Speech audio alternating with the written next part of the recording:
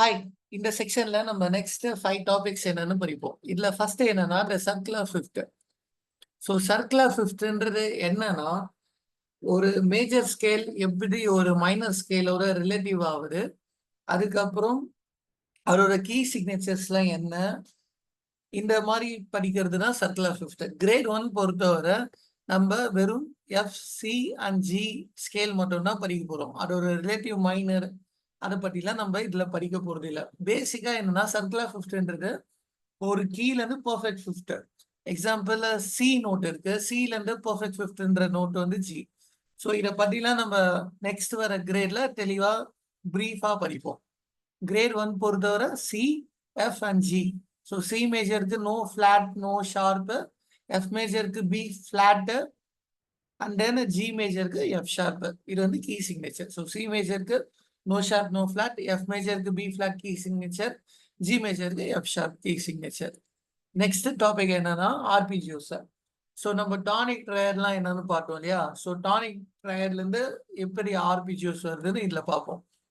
So இங்க நான் என்ன எழுதிக்கிறேன்னா எஃப் மேஜர் ஸ்கேல். இது எப்படி எஃப் மேஜர் சொல்றேன்னா ஃபர்ஸ்ட் என்ன பார்க்கணும், கீ சிக்னேச்சர் பார்க்கணும். கீ சிக்னேச்சர் என்னது, பி ஃபிளாட் இருக்கு. கார்டு என்ன கொடுத்துக்கிறேன், எஃப்ஏசின்னு கொடுத்துக்கிறேன். ஸோ இது எஃப் மேஜர்.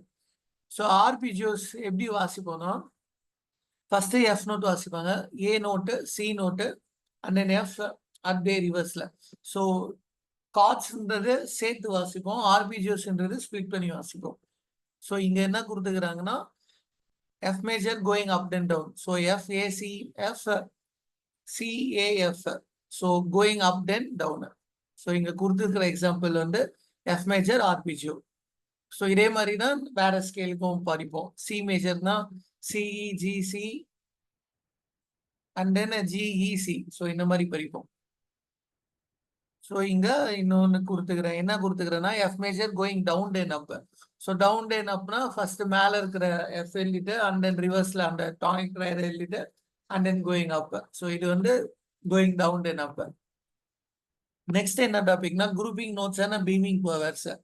நோட்ஸ் எழுதுறதுக்குன்னு ஒரு பர்டிகுலர் ரூல்ஸ்லாம் இருக்கு. அதுக்கப்புறம் குவேவர்ஸ், பீமிங் குவேவர்ஸ்னா குவேவர்னா நம்ம என்னன்னு படிச்சிருப்போம்னா ஆஃப் கவுண்ட்னு படிச்சிருப்போம். ஸோ ரெண்டு குவேவர் பக்கத்துல எழுதும் போது அது மேல ஜாயின் பண்ணும். ஸோ அதுதான் பீமிங் குவேவர்னு படிப்போம். ஸோ பார்ப்போம் grouping notes and beaming குவேவர்ஸ்.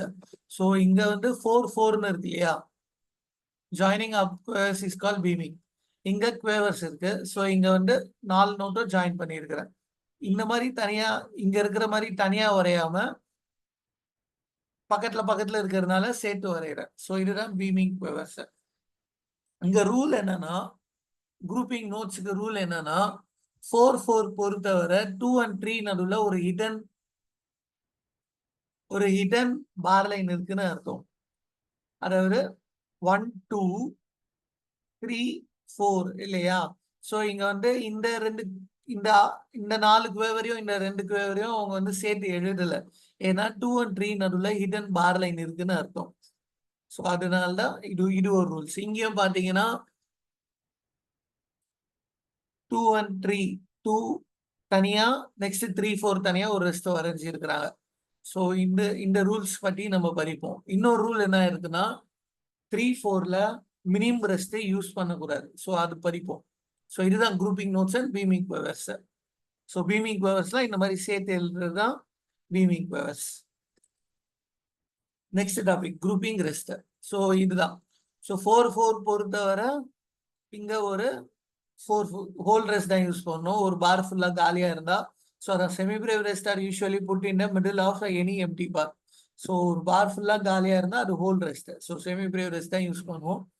And then 2 and 3 நடுவில் ஒரு ஹிடன் பார் லைன் இருக்கும். ஸோ அதுதான் இங்க. ஏன்னா இங்க 2 கவுண்ட் ரெஸ்ட் இருக்கு, இதுக்கு பதிலாக ஒரு மினிமம் ரெஸ்ட் யூஸ் பண்ணிருக்கலாம். ஆனா 4-4 ரூல் பொறுத்தவரை 2 and 3க்கு நடுவில் ஒரு ஹிடன் பார் லைன் இருக்கு. அதனால இங்க 2 கிராச்சட் ரெஸ்ட் யூஸ் பண்ணியிருக்கிறாங்க. ஒரு மினிமம் ரெஸ்டா யூஸ் பண்ணிட்டா அது வந்து ரூலை பிரேக் பண்ற மாதிரி. ஸோ அது வந்து தப்பு. அதே மாதிரி 3-4 பொறுத்தவரை கிராச்சட் ரெஸ்ட் தான் யூஸ் பண்ணணும், மினிமம் ரெஸ்ட் யூஸ் பண்ண மாட்டீங்க. ஸோ அதுதான் use to crotchet rest where there are 2 beats of silence in 3-4 time signature. Next topic என்னன்னா ஆன்சரிங் கிவன்ங்கிறது. ஸோ இது வந்து உங்க ஓன் கம்போசிங்காக கொடுத்துருக்குறாங்க. So here is a 2 bar rhythm. 2 பார்னா இது ஒரு பார், இது ஒரு பார். ஸோ அவங்களா ஒரு ரிதம எழுதுகிறாங்க. ஸோ இந்த மாதிரி. அதே மாதிரி 3/4 இந்த மாதிரி. இங்க 3/4 ஸோ இந்த மாதிரி நீங்களா டேப் பண்ணியோ இல்ல வாயில டியூன் போட்டோ நீங்களா ஒரு ரிதம் வந்து எழுதுற மாதிரி இருக்கும். இது ஒரு எக்ஸசைஸாவே வரும் உங்க கொஸ்டின் பேப்பர்ல. ஸோ அதுதான். ஸோ நெக்ஸ்ட் டாபிக்ஸ்லாம் இன்னொரு டாபிக் இருக்கு, ஆஸ்டினேட்டோ. ஸோ ஆஸ்டினேட்டோனா என்னன்னா ரிப்பீட்டிங் பேட்டர்ன்ஸ். எக்ஸாம்பிள் இங்க இருக்கு இல்லையா, ஒரு கிராச்செட் ஒரு மினிம். ஸோ அதே ரிப்பீட் ஆகினே இருக்கு. ஸோ ஆஸ்டினேட்டோனா ரிப்பீட்டிங் பேட்டர்ன்ஸ். ஸோ இதை வச்சு நீங்க சாங்ஸும் கம்போஸ் பண்ணலாம். டெக்னிக்கலா பார்த்தோன்னா நாங்க இந்த மாதிரி ஆஸ்டினேட்டோ யூஸ் பண்ணி சாங் கம்போஸ் பண்ணியிருக்கிறோம். ஸோ டெக்னிக்கலாவும் சொல்லலாம். ஸோ இதுதான் அது.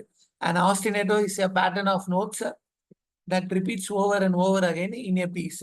The pattern can be short or long. Ostinato are often used to accompany tunes and appear in lots of rap and other kinds of pop music. So, இப்போ வர next வர வீடியோஸ்ல நம்ம இப்ப சொல்லி கொடுத்த இப்ப கத்துக்கிட்ட டாபிக்ஸ் பத்தி டீடைல்டா படிக்கலாம். தேங்க்யூ.